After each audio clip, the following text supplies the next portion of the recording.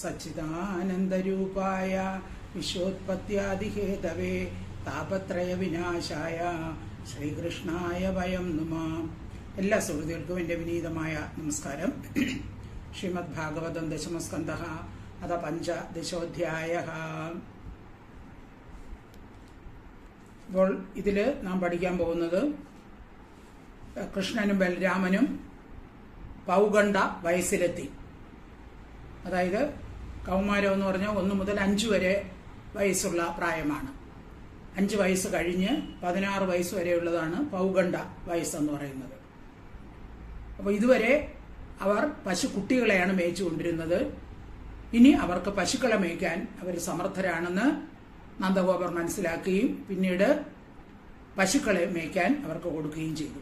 അപ്പം അങ്ങനെ അവർ പശുക്കളെ മേയിച്ച് നടക്കുന്നു. അപ്പോൾ ബലരാമന്റെ ഈശ്വരത്വം കൃഷ്ണൻ വെളിവാക്കുന്നു. അതായത് അങ്ങയെ ആദരിച്ചാണ് വൃക്ഷങ്ങളെല്ലാം ഫലങ്ങൾ കൊണ്ട് തലകുനിച്ച് നിൽക്കുന്നത്. പിന്നെ പരന്മാർക്ക് ഉപകാരം ചെയ്യുന്ന ആ വൃക്ഷങ്ങളെ പ്രകീർത്തിക്കുന്നു. ആ ഭാഗമാണ് നമുക്കിന്ന് ചർച്ച ചെയ്യേണ്ടത്. നമുക്ക് 1-ാമത്തെ ശ്ലോകം മുതൽ തുടങ്ങാം. ഓം നമോ ഭഗവതേ വാസുദേവായ. ഓം ശ്രീകൃഷ്ണ പരമാത്മനേ നമഃ.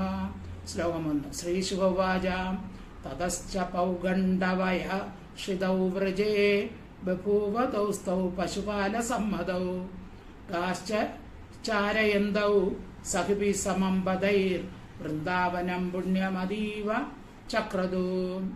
തതഃ ച പൗഗണ്ഡവയഃ ക്ഷിതൗ വ്രജേ ബഭൂവതു തൗ പശുപാലസമ്മതൗ ഗാ ചാരയന്തൗ സഖിഭി സമം പദൈഃ വൃന്ദാവനം പുണ്യം അതീവ ചക്രദുഃ. തതശ്ച അനന്തരം വ്രജേ ഗോകുലത്തിൽ പൗഗണ്ഡവയഃ പൗഗണ്ഡ വയസ്സിനെ, അതായത് അവർക്ക് 5 വയസ്സിൽ കൂടുതലായി. അപ്പോൾ അങ്ങനെ പൗഗണ്ഡ വയസ്സിനെ ശ്രുതൗ പ്രാപിച്ചു. തൗ അവർ 2 പേർ ബലരാമനും കൃഷ്ണനും പശുപാല സമ്മതവും പശുക്കള പാലനത്തിന് മതിയായെന്ന് സമ്മതരായി. അപ്പോൾ ഇവർക്ക് പശുക്കളെ പാലിക്കാൻ ഇവർ സമർത്ഥരാണെന്ന് ഗോപന്മാർക്ക് മനസ്സിലായി. ബഭൂവതു ഭവിച്ചു. സഹിബി സമം സ്നേഹിതരോടുകൂടി ഗാ പശുക്കളെ ചാരയന്തവും സഞ്ചരിപ്പിക്കുന്നവരായി പതൈ കാലടികൾ കൊണ്ട് വൃന്ദാവനത്തെ അതീവ ഏറ്റവും പുണ്യത്തെ വർദ്ധിപ്പിക്കുന്നതായി ചക്രതു. അപ്പോൾ അവരുടെ കാൽപാദങ്ങൾ ആ പതിഞ്ഞ വൃന്ദാവനം പുണ്യഭൂമിയായി ഭവിച്ചു.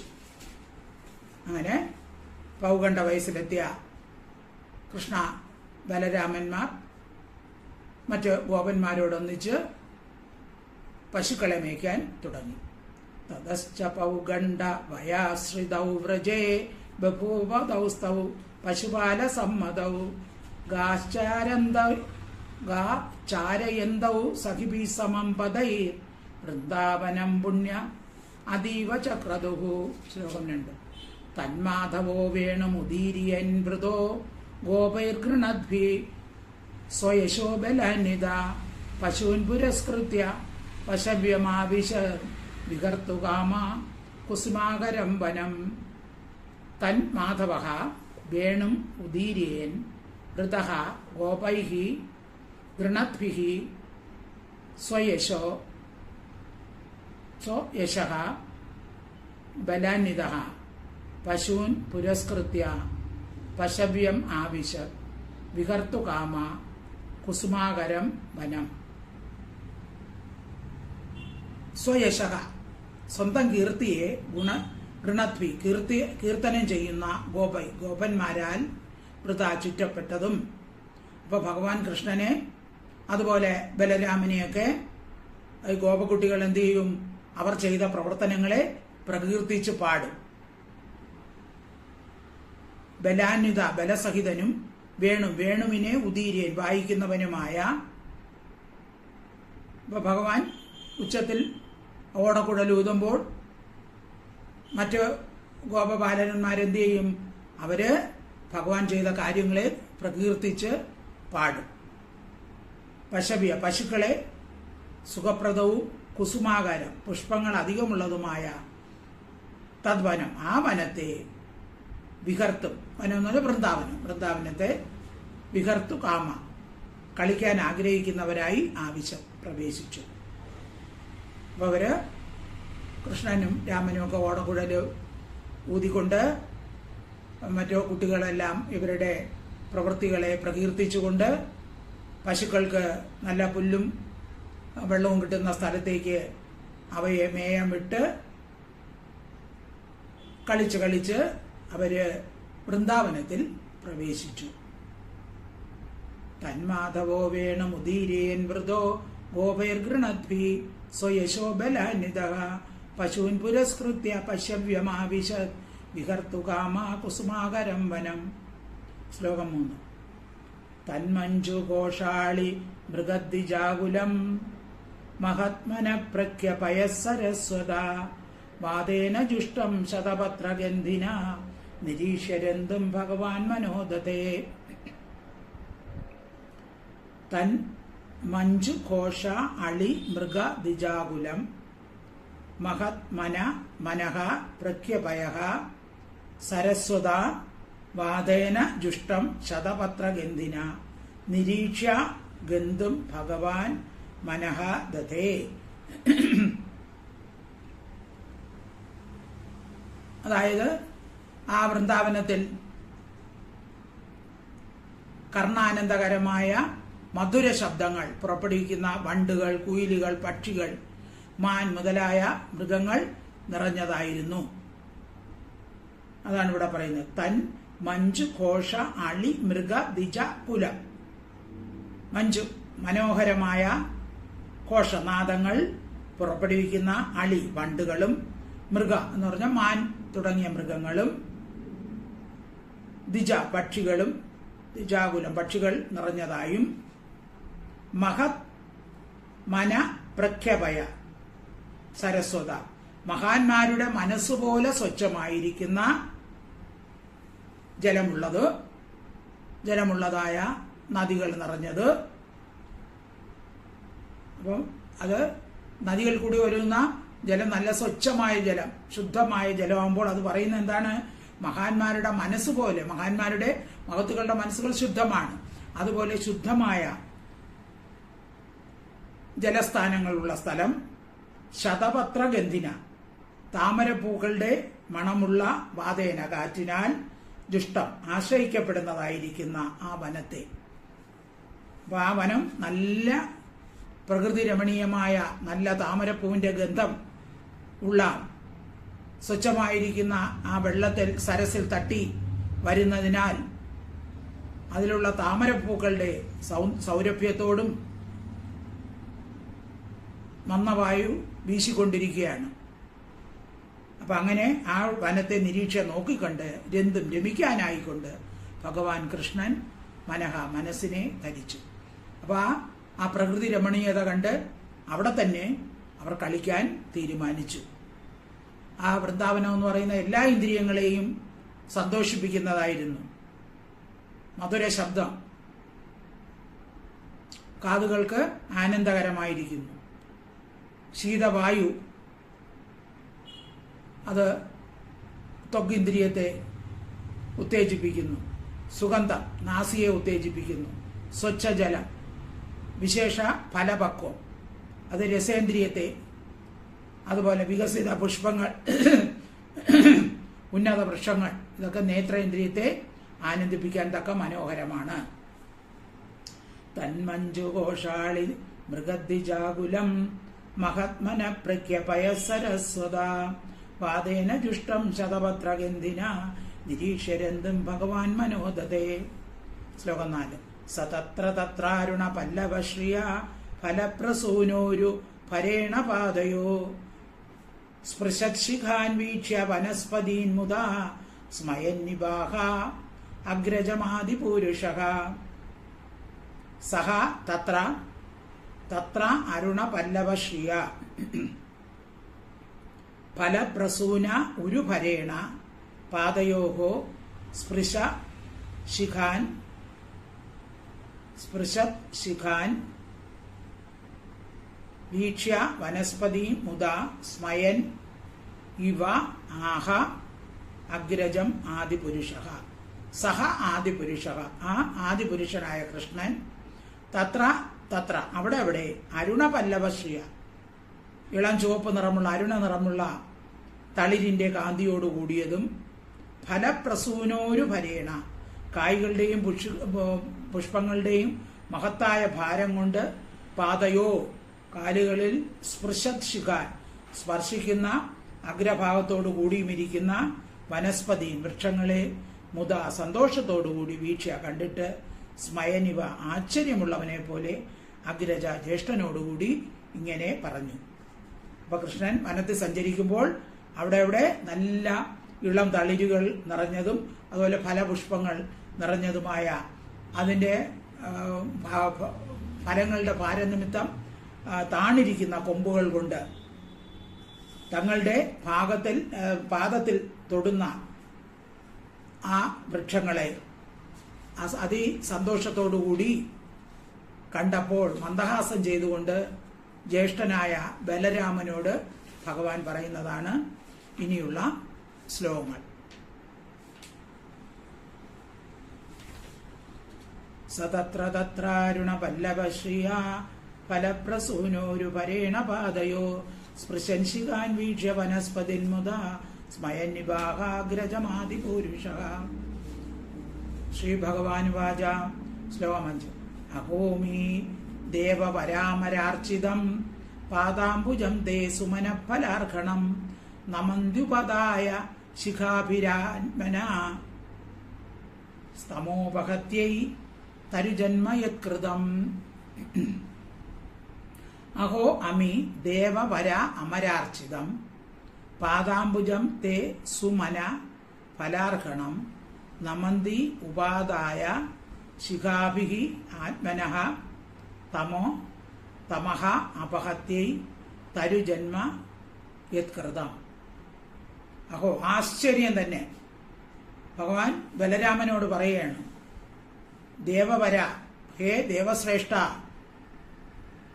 ബലരാമനോട് പറയുന്നു, അല്ലയോ ദേവശ്രേഷ്ഠ, അമി ഇവ ഈ മരങ്ങൾ അമരാർച്ചിതം ദേവപൂജ്യമായ തേ അങ്ങയുടെ പാദാംബുജം പാദപത്മത്തെ സുമന ഫലാർക്കണം പുഷ്പം ഫലം എന്നീ ഉപകാരത്തെ ഉപാദായ എടുത്തുകൊണ്ട്, അതായത് പുഷ്പം ഫലം കൊണ്ട് ഈ മരങ്ങളുടെ കൊമ്പുകളെല്ലാം താണു കിടക്കുകയാണ്.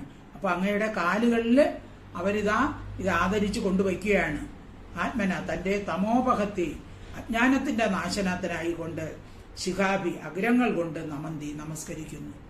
അപ്പോൾ ഈ വൃക്ഷമായിട്ട് വരുന്നത് പാപം ഉള്ളവരാണ്. നല്ല പാപവും പുണ്യവും തുല്യമായാൽ മാത്രമേ മനുഷ്യജന്മം കിട്ടുകയുള്ളൂ. പാപം കൂടുമ്പോഴാ പുണ്യത്തെക്കാൾ പാപം കൂടുമ്പോൾ മറ്റ് വൃക്ഷങ്ങളോ മറ്റ് ജന്മങ്ങളോ കിട്ടും. അപ്പോൾ പാപം കൂടിയതുകൊണ്ട് ആണ് ഞങ്ങൾ വൃക്ഷങ്ങളായി മാറിയത്, ഇവർ വൃക്ഷങ്ങളായി മാറിയത്. അപ്പൊ അവരുടെ പാപത്തെ ഇല്ലാതാക്കുന്നതിന് വേണ്ടി അവയുടെ അഗ്രഭാഗങ്ങൾ കൊണ്ട് അങ്ങയുടെ കാലിൽ നമസ്കരിക്കുന്നു എന്ന് പറയുകയാണ്. തരുജന്മം ജന്മവൃക്ഷം യത്കൃതം യാതൊരു അജ്ഞാനത്താൽ ചെയ്യപ്പെട്ടുവോ. അപ്പൊ പാപം ഉള്ളതുകൊണ്ടാണ് ആ വൃക്ഷജന്മം കിട്ടിയിരിക്കുന്നത്. അപ്പൊ അതുകൊണ്ട് അവരുടെ ആ അജ്ഞാനത്തെ ഇല്ലാതാക്കാൻ വേണ്ടി അവർ അങ്ങയുടെ പാദങ്ങളെ നമസ്കരിക്കുന്നു എന്ന് കൃഷ്ണൻ പറഞ്ഞു. അപ്പൊ അങ്ങനെ ബലരാമനിലിരിക്കുന്ന സർവേശ്വരത്തെ വെളിപ്പെടുത്താനാണ് കൃഷ്ണൻ ഇത് പറയുന്നത്. ശ്രീ ഭഗവാനുവാച. അഹോമി ദേവാമരാർച്ചിതം ദേവവരാമരാർച്ചിതം പാദാംബുജം തേ സുമനഫലാർഹണം നമന്ത്യുപദായ ശിഖാഭിരാത്മന സ്തമോപഹത്यै തരുജന്മതയത്കൃതം. ശ്ലോകമാകും.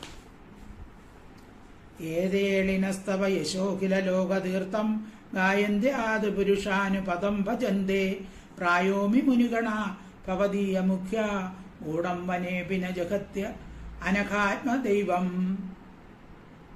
ഏതേ അളിന അളിനഃ തവ യശഃ അഖില ലോകതീർത്ഥം ഗായന്ത ആദിപുരുഷ അനുപദം ഭജന്തേ പ്രായഃ അമി മുനിഗണ ഭവദീയ മുഖ്യ ഗൂഢം വനേ അഭിച ന ജഗതി അനഘ ആത്മദൈവം. ആദിപുരുഷ, ഹേ ലോകകാരണ സ്വരൂപ, ഏതേ അളിനഃ ഈ വണ്ടുകൾ അഖില ലോകതീർത്ഥ സമസ്ത ജീവരാശികളെയും പരിശുദ്ധമാക്കുന്നു. തവ യശഃ അങ്ങയുടെ കീർത്തിയെ ഗായന്ത പാടുന്നവരായിട്ട്. അടുത്ത വണ്ടുകളെ പറയുകയാണ്. വണ്ടുകളും അതുപോലെ വണ്ടുകൾ ഈ സമസ്ത ജീവരാശിയെയും പരിശുദ്ധമാക്കുന്ന അങ്ങയുടെ കീർത്തിയെ പാടുന്നവരായിട്ട് അനുപദം പദം തോറും ഭജന്തേ ഭജിക്കുന്നു. അപ്പോൾ ബലരാമനിലുള്ള സർവേശ്വരത്തെ വെളിപ്പെടുത്തുകയാണ്.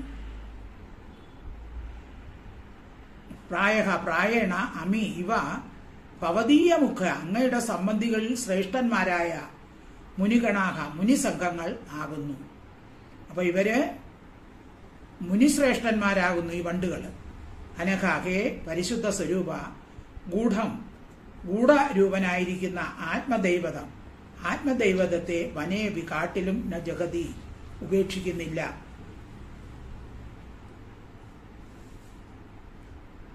അതായത് അങ്ങ് മഹേശ്വരഭാവം കൂടാതെ പ്രകാശിക്കാതെ മനുഷ്യരൂപം എടുത്ത മറ്റാരും അറിയാത്ത വിധത്തിൽ ലോകസഞ്ചാരം ചെയ്യാൻ നിശ്ചയിച്ചപ്പോൾ അങ്ങയുടെ ഭക്തമുഖ്യന്മാരായ മുനികൾ അവരുടെ സ്വരൂപത്തെ പ്രകാശിപ്പിക്കാതെ വണ്ടുകളുടെ ആകൃതി സ്വീകരിച്ച് അവരുടെ ഇഷ്ടദേവനായ അങ്ങ് വൃന്ദാവനത്തിൽ പ്രവേശിച്ച സമയത്ത് അങ്ങയെ ഉപേക്ഷിക്കാതെ വഴിതോറും പിന്നാലെ നടന്ന് ഭജിക്കുകയാണ്. അപ്പൊ മുനികളാണ് വണ്ടിന്റെ രൂപത്തിൽ വന്ന് അങ്ങയുടെ പിറകെ അങ്ങയെ ഭജിച്ചു കൊണ്ടിരിക്കുന്നത് എന്ന് പറയുകയാണ്. ഗേദേളിനസ്തവ യശോഖില ലോകതീർത്ഥം ഗായന്ത്യാദിപുരുഷാനുപദം ഭജന്തേ പ്രായോമി മുനിഗണ ഭവദീയ മുഖ്യ ഗൂഢംബനേപിന ജഗത്യ അനഘാത്മദൈവം. ശ്ലോകം 7. നൃത്യന്ത്യമീശിഖിന ഈട്യമുദാഹരണ്യ കുർവന്തി ഗോപ്യ ഇവതേ പ്രിയമീക്ഷണേന സൂക്തശ്ച കോകിലഗണ ഗൃഹമാഗതായ ധന്യാവനൗകസയ്യാൻ ഹി സതാം നിസർഗഃ. നൃത്യന്തി അമീം ശിഖിന ഈഠ്യ മുദാഹരണ്യ കുർവന്തി ഗോപ്യ ഇവതേ പ്രിയം ഈക്ഷണേന സൂക്തൈഃ ച കോകിലഗണ ഗൃഹം ആഗതായ ധന്യാ വനൗകസ ഇയാൻ ഹി സദാം നിസർഗഃ. ഈഠ്യ സ്തുത്യ അമീശിഖിന ഈ മയിലുകൾ മുത സന്തോഷത്തോടുകൂടി നൃത്തം ചെയ്യുന്നു. ഇനി ഓരോ പക്ഷി മൃഗാദികളെയും പറയുകയാണ്. മയിലുകൾ നൃത്യന്തി അമീശിഖിന ഈ മയിലുകൾ ഇതാ നൃത്തം ചെയ്യുന്നു, സന്തോഷത്തോടുകൂടി നൃത്തം ചെയ്യുന്നു. ഹരിണ്യഹ മാൻപേടകളോ കുർവന്തി ഗോപ്യഹ ഇവ ഗോപികൾ എന്ന പോലെ പ്രിയം ഈക്ഷണേന നോട്ടം കൊണ്ട് തേ പ്രിയം അങ്ങേക്ക് സന്തോഷത്തെ കുർവന്തി ചെയ്യുന്നു. മാൻപേടകള് ആ ഗോപികൾ നോക്കും പോലെ സുന്ദരമായ ആ കണ്ണുകളോടുകൂടി അങ്ങയെ നോക്കുകയാണ്. കോകിലഗണ കുയിൽക്കൂട്ടങ്ങളാണെങ്കിലോ സൂക്തൈഹി മധുരമായ പാട്ടുകൾ കൊണ്ട് കൂജനം കൊണ്ട് ഗൃഹം ഭവനത്തെ ആഗതായ പ്രവേശിച്ച തേ അങ്ങേക്കായിക്കൊണ്ട് പ്രിയം കുർവന്തി പ്രിയത്തെ ചെയ്യുന്നു. അപ്പൊ കുയിലുകളും കാട്ടിൽ വസിക്കുന്നതാണെങ്കിലും കുയിലുകൾ കർണാനന്ദകരമായ കൂജനം കൊണ്ട് ആനന്ദിപ്പിക്കുന്നു. കാട്ടിൽ വസിക്കുന്നവയാണെങ്കിലും ജന്തുക്കളെയൊക്കെ അവരവർക്കുള്ള വിഭവങ്ങൾ കൊണ്ട് ഗൃഹത്തിൽ പ്രവേശിച്ച അങ്ങയെ ഉപചരിക്കുന്നു. അതിനാൽ അങ്ങ് കൃതാർത്ഥനായി ഭവിക്കുന്നു. വനൗകസ വനത്തിൽ വസിക്കുന്നവയും ധന്യാഹ കൃതാർത്ഥങ്ങളായി സദാം സത്തുക്കളുടെ നിസർഗ സ്വഭാവം ഇയാൻ ഇത് തന്നെയാണ്. അപ്പൊ യഥാശക്തി അവര് പൂജിക്കുകയാണ് അങ്ങയെ. നൃത്യന്ത്യമീശിഖിന ഈഠ്യമുദാഹരിണ്യ കുർവന്തി ഗോപ്യ ഇവതേ പ്രിയമീക്ഷണേന സൂക്തൈശ്ച കോകിലഗണ ഗൃഹമാഗതായ ധന്യാവനൗകസ ഇയാൻ ഹി സദാം നിസർഗഃ. ശ്ലോകം 8. ധന്യേയമദ്യ ധരണി തൃണവീരുതസ്ത്വത് പാദസ്പൃശോ ദ്രുമലത കരജാഭിമൃഷ്ടാഃ നദ്യോ അദ്രയ ഖഗമൃഗ സദയാവലോകൈർ ഗോപ്യോന്തരേണ ഭുജയോരഭി യസ്പൃഹാശ്രീ. ധന്യേയം അദ്യ ധരണി തൃണവീരുതഃ ത്വത് പാദസ്പൃശഃ ദ്രുമലതാഃ കരജ അഭിമൃഷ്ടാഃ നദ്യോഃ അദ്രയഃ ഖഗമൃഗാഃ സദയാ അവലോകൈഃ ഗോപ്യോഃ അന്തരേണ ഭുജയോഃ അപി യത്സ്പൃഹാ ശ്രീ. ഇയം ധരണി, ഈ ഭൂമി. ബലരാമനെ സേവിക്കുന്നവരെ പ്രശംസിച്ച ശേഷം ബലരാമ പ്രസാദത്തിന് പാത്രമായവരെ കീർത്തിക്കുകയാണ്. ആരൊക്കെയാണ്? ഭൂമി. ഭൂമി ഇപ്പോൾ ധന്യ, കൃതാർത്ഥയാകുന്നു. ഭഗവാന്റെ ബലരാമന്റെ ജ്യേഷ്ഠന്റെ പാദസ്പർശനം കൊണ്ട് ഭാഗ്യം സിദ്ധിച്ചിരിക്കുകയാണ്. ഭൂമി ഇപ്പോൾ ധന്യയായി ഭവിച്ചിരിക്കുന്നു. പാദസ്പർശ, അങ്ങയുടെ പാദങ്ങളെ സ്പർശിക്കുന്ന തൃണവീരുത, പുല്ലുകളും വള്ളിക്കുടിലുകളും ധന്യകളായി. ഇനി കരജാഭിമൃഷ്ട, നഖങ്ങളാൽ സ്പർശിക്കപ്പെട്ട ദ്രുമലത, മരങ്ങളും വള്ളികളും അതുപോലെ ധന്യകളായി. പിന്നെയോ സദയ അവലോകൈഹി, അങ്ങയുടെ കരുണാകടാക്ഷം കൊണ്ട് നദ്യഹ, നദികളും അദ്രയ, പർവ്വതങ്ങളും ഖഗമൃഗാഹ, പക്ഷികളും മൃഗങ്ങളും എല്ലാം ധന്യകളായി. അങ്ങയുടെ കരുണാകടാക്ഷം കൊണ്ട് നദികളും പക്ഷികളും മൃഗങ്ങളെല്ലാം ധന്യകളായി. ഭുജോയോ, കൈകളുടെ അന്തരേണ, മധ്യത്തിൽ, അതായത് മാറിടത്തിൽ, ഗോപ്യഹ, ഗോപികളും ധന്യകളായി. അങ്ങയുടെ ആലിംഗനം കാക്ഷിച്ചുകൊണ്ട് ഇരിക്കുന്ന മഹാലക്ഷ്മി കൂടി അങ്ങയുടെ ആലിംഗനം കാക്ഷിച്ചുകൊണ്ടിരിക്കുകയാണ്. അപ്പൊ ഗോപികളും അതുപോലെ തന്നെ ധന്യയായി. ശ്രീ ലക്ഷ്മി ദേവി യസ്പൃഹ, യാതൊന്നിനെ ആഗ്രഹിക്കുന്നുവോ ആ ആലിംഗനം കിട്ടിയ ഗോപസ്ത്രീകളും ധന്യകളായി. അപ്പൊ അങ്ങനെ ബലരാമന്റെ പ്രസാദത്തിന് എല്ലാവരും പാത്രീഭവിച്ചു. ഭൂമിയും വൃക്ഷങ്ങളും നദികളും ഗോപസ്ത്രീകളും എല്ലാ പേരും ആ ബലരാമന്റെ കരുണാകടാക്ഷം കൊണ്ട് ധന്യകളായി തീർന്നു. ധന്യേയമദ്യതരണി തൃണവീരുതസ്ത പാദസ്പൃശോ ദ്രുമലത കരജാഭിമൃഷ്ട നദ്യോദ്രയ ഖഗമൃഗ സദയാവലോകൈ ഗോപ്യോന്തരേണ ഭുജയോരവി യസ്പൃഹാശ്രീ. ശ്ലോകം 9. ശ്രീശുകൗവാചാം ഏവം വൃന്ദാവനം ശ്രീമദ് കൃഷ്ണപ്രീതിമനാപശൂൻ രേമേ സഞ്ചാരേനദ്രേ സരിദ്രോദസു സാനുഗഃ. ഏവം വൃന്ദാവനം, ഇപ്രകാരം ശ്രീമത് വൃന്ദാവനം, ശ്രീമത്തായ ഐശ്വര്യസമ്പൂർണമായ വൃന്ദാവനത്തെ കുറിച്ച് കൃഷ്ണൻ പ്രീതമനാഹ, സന്തോഷിച്ച മനസ്സോടുകൂടിയവനായി, സാ അനുഗ, കൂടെയുള്ളവരും ഒരുമിച്ച്, ഗോപന്മാരും ഒരുമിച്ച്, അദ്രേ, പർവ്വതത്തിന്റെ സരിദ്രോദസു, നദിക്കരകളിൽ, പശുക്കളെ സഞ്ചരിപ്പിച്ചുകൊണ്ട് രേമേ, സഞ്ചരിച്ചു. അങ്ങനെ ഭഗവാൻ കൃഷ്ണൻ അതിസന്തുഷ്ടനായി പശുക്കളെ പർവ്വത സമീപത്തുകൂടി ഒഴുകുന്ന യമുനാ നദിയുടെ കരകളിൽ കൂടി സഞ്ചരിപ്പിച്ചുകൊണ്ട് കൂടെയുള്ളവരൊന്നിച്ച് കളിച്ചുകൊണ്ട് വൃന്ദാവനത്തിൽ രമിച്ചു. ശ്രീ ശുഭവാച ശ്ലോകം 9. ഏവം വൃന്ദാവനം ശ്രീമദ് കൃഷ്ണപ്രീതമനാപശൂൻ രേമേ സഞ്ചാരയനദ്രേ സരിദ്രോദസു സാനുഗഃ. ശ്ലോകം 10. ക്വചിത് ഗായതി ഗായത്സു മദാന്താളിഷ്വനുവൃതൈഃ ഉപഗീയമാനചരിത ഷഗ്ഗീ സംഘർഷണാന്വിതഃ ക്വചിത് ഗായന്തി ഗായത്സു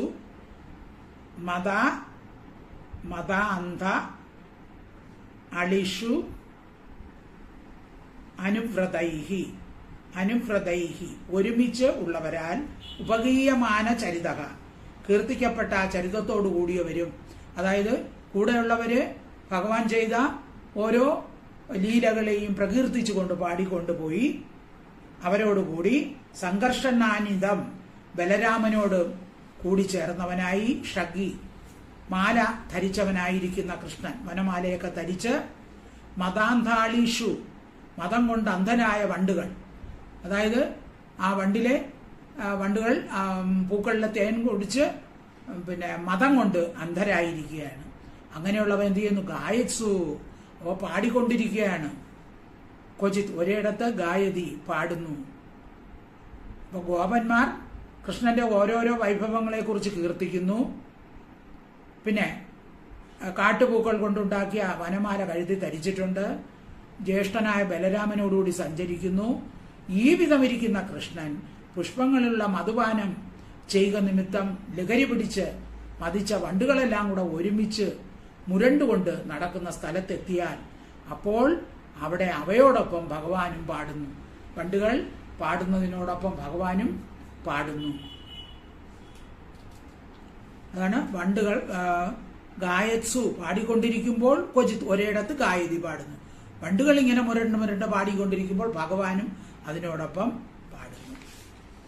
ക്വചിത് ഗായതി ഗായത്സു മതാന്താളിഷു അനുവ്രതൈ ഉപഗീയമാന ചരിത ഷഗ്ഗീ സംഘർഷണാന്വിതഃ.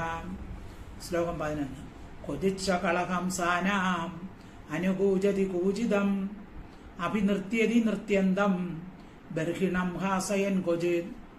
ക്വചിത് കളഹംസാനാം അനുകൂജതി കൂജിതം അഭ്യനൃത്യതി നൃത്യന്തം ബർഹിണം ഹാസയൻ ക്വചിത്. ക്വചിത് ഒരിടത്ത് ഹാസയൻ ചിരിപ്പിക്കുന്നവനായി, ക്വചിത് ഒരിടത്ത് കളഹംസാനം കളഹംസങ്ങളുടെ കൂജിതത്തെ അനുസരിച്ച് ശബ്ദിക്കുന്നു. ഇപ്പൊ ചിലയിടത്ത് മനോഹരമായി ശബ്ദിക്കുന്ന കളഹംസ പക്ഷികളെ അനുസരിച്ച് ഭഗവാനും ശബ്ദിക്കുന്നു. നേരത്തെ പറഞ്ഞു വണ്ടുകൾക്കനുസരിച്ച് ഭഗവാൻ പാടുന്നു. ഇപ്പോഴാണെങ്കിലോ ആ കളഹംസ പക്ഷികൾക്കനുസരിച്ച് ശബ്ദിക്കുന്നു. പിന്നെ നൃത്തം ചെയ്യുന്ന ബർഹിണം മയിലിനെ എതിരിട്ട് നൃത്തം ചെയ്യുന്നു. അപ്പൊ മയിലുകൾ നൃത്തം ചെയ്യുമ്പോൾ എന്ത് ചെയ്യും? ഭഗവാൻ മയിലുകളെ നോക്കി അതുപോലെ അതിനേക്കാളും നല്ല രീതിയിൽ നൃത്തം ചെയ്യുന്നു. ഈ വക ലീലകൾ കാട്ടി ഒരുമിച്ച് നടക്കുന്ന തന്റെ കൂടെ നടക്കുന്ന ആ കുട്ടികളെയൊക്കെ ചിരിപ്പിക്കാൻ വേണ്ടി ഭഗവാൻ ഓരോരോ പ്രവൃത്തികൾ ചെയ്യുന്നു. ക്വചിത് കളഹംസാനാം അനുകൂജാതി കൂജിതം അഭിനൃത്യതി നൃത്യന്തം ബർഹിണം ഹാസയൻ ക്വചിത്. ശ്ലോകം 12. മേഘഗംഭീരയാ വാച നാമഭിർദൂരഗാൻ പശൂൻ ക്വചിത് ആഹ്വയതി പ്രീത്യാ ഗോപാല മനോജ്ഞയാ. ക്വചിത് ചിലപ്പോൾ ഗോപാല മനോജ്ഞയാ ഗോക്കളുടെയും ഗോപന്മാരുടെയും മനസ്സിനെ ആഹ്ലാദിപ്പിക്കുന്ന മേഘഗംഭീരയ ഇടി വെട്ടുന്ന ശബ്ദം പോലെയുള്ള മുഴക്കത്തിലുള്ള വാക്കുകൾ കൊണ്ട് ദൂരത്ത് പോയ പശുക്കളെ നാമഭി അവയുടെ പേരുകൾ കൊണ്ട് പ്രീതിയോടുകൂടി ആഹ്വയതി. രണ്ടാമത്തെ ലൈനിൽ ക്വചിത് ആഹ്വയതി ആഹ്വാനം ചെയ്യുന്നു, വിളിക്കുന്നു. ചിലപ്പോൾ ഇടിമുഴക്കം പോലെയുള്ള ഗംഭീരമായ ശബ്ദത്തില് ഗോപന്മാരുടെയും പശുക്കളുടെയും മനസ്സിനെ ഹരിക്കുന്നതായ വാക്കുകൾ കൊണ്ട് അല്ലെങ്കിൽ അവരുടെ പേരുകൾ ഒക്കെ വിളിച്ച് ദൂരെ സഞ്ചരിക്കുന്ന പശുക്കളെ അവയ്ക്കുള്ള നാമധേയം കൊണ്ട് വിളിച്ച് വരുത്തുന്നു. ഇപ്പൊ പശുക്കളെ പേര് വിളിക്കുമ്പോൾ അവ ഓടി വരും. ആ ഭഗവാൻ കൃഷ്ണന്റെ ശബ്ദം കേൾക്കുമ്പോൾ തന്നെ എല്ലാവർക്കും പരമാനന്ദം ജനിക്കുന്നു. മേഘഗംഭീരയാ വാച നാമഭിർദൂരഗാൻ പശൂൻ ക്വചിതാഹ്വയതി പ്രീത്യാ ഗോപാല മനോജ്ഞയാ. ശ്ലോകം 13.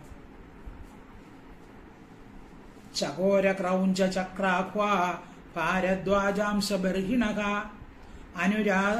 അനുരൗതി സ്മ സത്വാനാം ഭീതവദ്വ്യാക്രസിംഹയോഹോ. അപ്പോൾ അവിടെയുള്ള പല പക്ഷികളുടെ പേരാണ് പറയുന്നത്. ചകോര പക്ഷി, ക്രൗഞ്ച പക്ഷി, ചക്രാഹ്വയ ചക്രവാക പക്ഷി, ഭരദ്വാജം എന്ന് പറയുന്ന പക്ഷി, ബർഹിണ മയിലുകൾ, അനുരേതി അവയെ അനുസരിച്ച് ശബ്ദിക്കുന്നു. അപ്പോൾ വനത്തിലുള്ള ഓരോ പക്ഷികൾ ഏതേത് ശബ്ദം പുറപ്പെടുവിക്കുന്നു ഭഗവാനും അതിനനുസരിച്ച് ശബ്ദിക്കുന്നു. സത്വാന ജന്തുക്കളുടെ മധ്യത്തിൽ വ്യാക്ര സിംഹങ്ങൾ, പുലി, സിംഹം മുതലായവയുടെ ഭയങ്കര മൃഗങ്ങളെ കാണുകയോ ശബ്ദിക്കുകയോ കേൾക്കുകയോ ചെയ്യുമ്പോൾ എന്തു ചെയ്യും? ഭീതിവത് ഭയപ്പെട്ടവനെ പോലെ ഭാവിക്കും. അപ്പോൾ കടുവയും പുലിയും സിംഹവും ഒക്കെ ശബ്ദിക്കുമ്പോൾ എന്ത് ചെയ്യും? അയ്യോ പേടിച്ചവനെ പോലെ ഭാവിക്കുകയാണ്. ഭഗവാനുണ്ടോ പേടി? ചകോര ക്രൗഞ്ച ചക്രാഹ്വ ഭരദ്വാജാംശ ബർഹിണ അനുരൗതി സ്മ സത്വാന ഭീതിവദ്വ്യാക്രസിംഹയോഹോ. ശ്ലോകം 14. ക്വചിത് ക്രീഡാ പരിശ്രാന്തം ഗോപൗത്സുംഗോപബർഹണം സ്വയം വിശ്രമയത്യാര്യം പാദസംവാഹനാദിഭിഃ. ക്വചിത് ക്രീഡാ പരിശ്രാന്തം ഗോപ ഉത്സുംഗ ഉപബർഹണം സ്വയം വിശ്രമയത്യ ആര്യം പദസംവാഹന ആദിഭിഃ. ക്വചിത് ചിലപ്പോൾ ക്രീഡാ പരിശ്രാന്തം കളിച്ച് ക്ഷീണിച്ച് ഗോപ ഉത്സുംഗോ ഉപബർഹണം ഗോപന്മാരുടെ മടി തലയണയേറ്റ് വെച്ച് കിടക്കും. അതായത് മടിയിൽ കിടക്കും. ആര്യം അഗ്രജനെ ജ്യേഷ്ഠനെ പാദസംവാഹനാദിഭിഃ കാൽ തലോടുക മുതലായ പ്രവൃത്തികളിൽ സ്വയം താൻ വിശ്രമിപ്പിക്കുന്നു. അപ്പോൾ ചിലപ്പോൾ കളിച്ച് തളരുമ്പോൾ എന്ത് ചെയ്യുന്നു? ബലരാമൻ ആ ഗോപ കുട്ടികളുടെ മടിയിൽ തലവെച്ച് കിടക്കും. അപ്പോൾ എന്ത് ചെയ്യും? ജ്യേഷ്ഠന്റെ കാലിനെ തടവി കൊടുക്കും. ക്വചിത് ക്രീഡാ പരിശ്രാന്തം ഗോപോത്സുംഗോപബർഹണം സ്വയം വിശ്രമയത്യാര്യം പാദസംവാഹനാദിഭിഃ. ശ്ലോകം 15. നൃത്യതോ ഗായത കോപി വൽഗതോ യുധ്യതോ മിഥ ഗൃഹീതഹസ്തൗ ഗോപാലൻ ഹസന്തോ പ്രശംസതോ. മിഥ അന്യോന്യം നൃത്യതഃ കളിക്കുന്നവരും ഗായതഃ പാടുന്നവരും കോപി ചിലയിടത്ത് വൽഗുതഃ ചാടുന്നവരും യുധ്യതഃ യുദ്ധം ചെയ്യുന്നവർ അങ്ങോട്ടും ഇങ്ങോട്ടും അടിപിടി കൂടുന്നത് ഗോപാലന്മാരെ ഗൃഹീതഹസ്ത കൈകോർത്ത് പിടിച്ച് അസന്തു ചിരിച്ചുകൊണ്ട് നിൽക്കുന്നവരായിട്ടും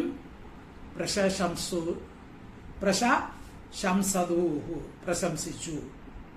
ചിലപ്പോൾ തമ്മി കളിക്കും, ചാടും, ഓടും, പിന്നെ അങ്ങോട്ടും ഇങ്ങോട്ടും അടിപിടി കൂടും മുതലായ കളികൾ കൊണ്ട് ഉല്ലസിക്കുന്ന ഗോപബാലന്മാരെ നോക്കി ചിരിച്ച് കൈകോർത്ത് പിടിച്ചുകൊണ്ട് നിൽക്കുന്ന രാമകൃഷ്ണന്മാർ, അഹോ നിങ്ങൾ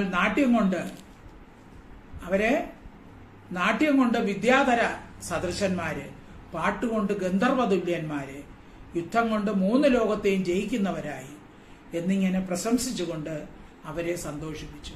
അപ്പൊ കൂടെയുള്ള ഗോപന്മാരെല്ലാം പറയും, നിങ്ങളുടെ പാട്ടുകളെല്ലാം കൊള്ളാം, നിങ്ങളുടെ അഭിനയമൊക്കെ വിദ്യാധരന്മാരെ പോലെയാണ്, പാട്ടുകൾ ഗന്ധർവന്മാർക്ക് തുല്യമാണ്, യുദ്ധം കൊണ്ട് നിങ്ങൾ 3 ലോകത്തെയും ജയിക്കുന്നവരാണ് എന്നിങ്ങനെയൊക്കെ അവര് പ്രശംസിച്ചു. നൃത്യതോ ഗായത കോപി വൽഗതോ യുധ്യതോ മിഥ ഗൃഹീതഹസ്തൗ ഗോപാലൻ അസന്തു പ്രശംസതുഃ. ശ്ലോകം 16. ക്വചിത് പല്ലവ തൽപേഷു നിയുക്തശ്രമ കർഷിതഃ വൃക്ഷമൂലാശ്രയശ്ചേദേ ഗോപോ ഉത്സുംഗോപബർഹണഃ. ക്വചിത് പല്ലവ തൽപേഷു നിയുക്ത ശ്രമകർഷിതഃ വൃക്ഷമൂല ആശ്രയഃ ഛേദേ ഗോപ ഉത്സുംഗ ഉപബർഹണഃ. ക്വചിത് ചിലപ്പോൾ നിയുദ്ധ ശ്രമകർഷന ബാഹുയുദ്ധം ചെയ്ത് പരിക്ഷീണരായി ചിലപ്പോൾ അവര് ചില സുഹൃത്തുക്കൾ കൂടി ദ്വന്ദ്വയുദ്ധം ചെയ്യും, അങ്ങോട്ടും ഇങ്ങോട്ടും യുദ്ധം. എന്നിട്ട് ക്ഷീണിച്ചിരിക്കും. എന്നിട്ട് തളരുമ്പോൾ മരത്തിന്റെ ചുവട്ടിൽ ചെന്നിരിക്കും. വൃക്ഷത്തിന്റെ മൂലത്തെ ആശ്രയിച്ചവനായി. അപ്പോൾ അങ്ങോട്ടും ഇങ്ങോട്ടും യുദ്ധം ചെയ്ത് തളരുമ്പോൾ എന്ത് ചെയ്യുന്നു? വൃക്ഷത്തിന്റെ ചുവട്ടിൽ ചെന്നിരിക്കും. ഗോപോ ഉത്സുങ്കോപബർഹണ, ഗോപന്മാരുടെ മടി തലവേണയാക്കിയിട്ട്, അതായത് മെത്ത പോലെ ഗോപന്മാരുടെ മടിയിൽ കയറി അങ്ങ് കിടക്കും. പല്ലവ തൽപേഷു, ചിലവരാണെങ്കിലോ ആ ഇളം തളിരുകളൊക്കെ പറിച്ചുകൊണ്ട് മെത്ത പോലെ ഇടും. അതിൽ ശയിക്കുന്നു. അപ്പോൾ ഇളം തളിരുകൾ കൊണ്ട് മെത്തയുണ്ടാക്കി അതിൻ്റെ മീതെ കിടക്കും. അപ്പോൾ അവരെല്ലാവരും പ്രീതിയോടുകൂടി ഓരോന്നിലും അല്പാൽപ സമയം ഗോപന്മാരുടെ മടിയിൽ തലയും വെച്ച് കിടന്ന് വിശ്രമിക്കും. അപ്പോൾ അങ്ങനെ വളരെ സന്തോഷത്തോടുകൂടി കഴിയുകയാണ് അവര്. ക്വചിത് പല്ലവ തൽപേഷു നിയുക്തശ്രമ കർഷിത വൃക്ഷമൂലാശ്രയശേദേ ഗോപോത്സുങ്കോപബർഗണ. ശ്ലോകം 17. പാദ സംവാഹനം ചക്രു കേചിത്തസ്യ മഹാത്മനഃ അപരേഹത പാപ്മാനോ വ്യജനൈ സമവീജയൻ.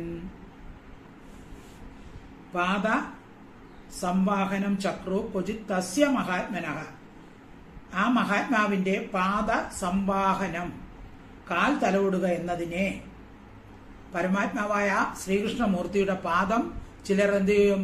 തലോടിക്കൊണ്ടിരിക്കും. ചിലർ കാല് തലോടും. ഹത പാപ്മന, പാപമറ്റവരായ അവരെ ചിലർ വ്യജന, വീശറി കൊണ്ട് സമവീജൻ, വേണ്ടതുപോലെ വീശിക്കൊടുക്കും. ഇപ്പം ഭഗവാൻ കിടക്കുമ്പോൾ ചിലവരെന്ത് ചെയ്യും? കാല് തടവി കൊടുക്കും. ചിലർ എന്ത് ചെയ്യും?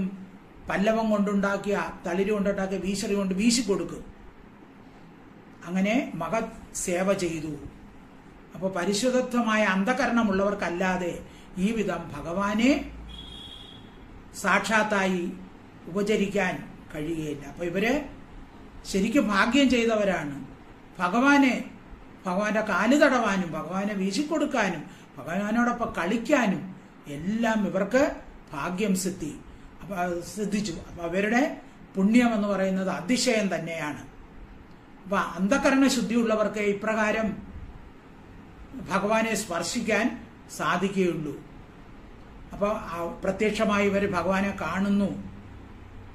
അപ്പൊ ഇവരുടെ ഭഗവാനോടൊപ്പം കളിക്കുന്നു, ഭഗവാനോടൊപ്പം ഉണ്ണുന്നു, ഭഗവാനെ തടവിക്കൊടുക്കുന്നു, വീശിക്കൊടുക്കുന്നു. അപ്പൊ ഇങ്ങനെ ബ്രഹ്മാദികൾക്ക് പോലും പറ്റാത്ത കാര്യമാണ് ഇവർക്ക് സാധിക്കുന്നത്. അതുകൊണ്ട് ഇവരുടെ ഭാഗ്യം അഹോ ഭാഗ്യം നന്ദഗോപവൃജൗകസാം യന്മിത്രം പരമാനന്ദം പൂർണ്ണബ്രഹ്മ സനാതനം. ആ പൂർണ്ണമായ ബ്രഹ്മം, സനാതനമായ ബ്രഹ്മത്തെ മിത്രമായി കിട്ടിയ ആ പ്രജത്തിലെ ഗോപക്കുട്ടികളുടെ ഭാഗ്യം, അല്ലെങ്കിൽ ഗോപന്മാരുടെയും ഭാഗ്യം, അല്ലെങ്കിൽ ഗോപികമാരുടെ ഭാഗ്യം എത്ര വലുതാണ്.